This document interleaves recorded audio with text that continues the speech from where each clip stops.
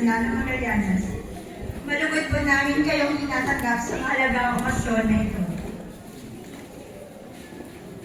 Sa aming kagalang-galang ng punong guro, Cyril E. Del Valle. Ulo ng Kagawarang Akademiko, Christy L. Penman. Pangulo ng SPPA, Bernard Raymar A. Samson. Aking mga kapaguro, panauhing pandangal, mga minamahal na magulang, at higit sa lahat, sa ating mga mahal na mag-aaral.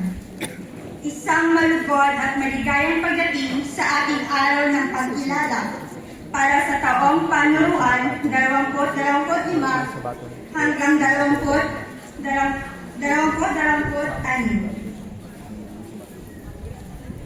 Ang araw na ito ay isang makabuluhang pagdiriwang ng inyong mga tagumpay. Mga tagumpay na hinubog mula sa inyong pagsisikap, dedikasyon, at syagang ipinakita sa buong taon.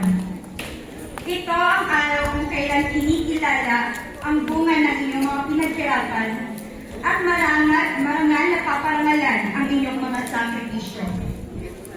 Pinatunayan ninyo na ang tagumpay ay hindi lamang nakabatay sa talino o sariling kahusayan, kundi sa sipag, tiyaga, determinasyon, at tibay ng loob para sa minimiting tagumpay sa kinabukasan.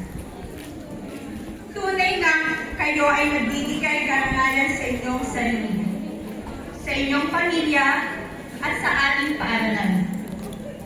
Sa puntong ito, nais din natin kilalanin ang mga taong gumabay, sumuporta, at naniwala sa inyong kakayahan.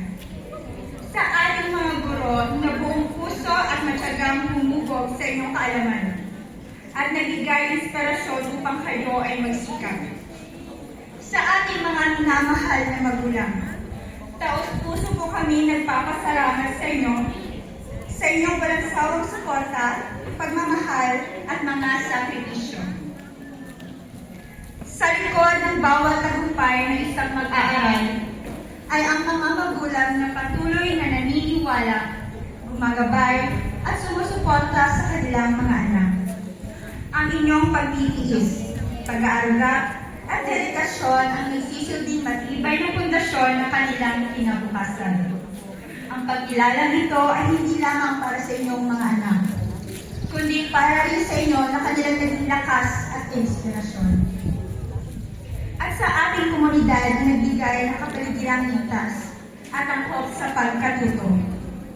Kaya naman, ang pagkilala nito ay hindi lamang para sa mag-aaral, kundi para sa lahat na naging bahagi ng tagumpay. Ang lahat ng mag-aaral ay binibigyang pugay, may parangal man o wala. Laging alalahanin na ang pagkilala ay hindi sukatan ng inyong kakayahan o ng inyong magiging kinabukasan. Iba-iba ang ating landas at darating din ang inyong panahon. Ang mahalaga ay patuloy kayong natututo, nagsisikap, at bumabangon sa kabila ng mga hamon. Ang bawat maliit na hakbang ay mahalaga at naglalapit sa inyong mga pangarap. Huwag kayong mawala ng pag-asa.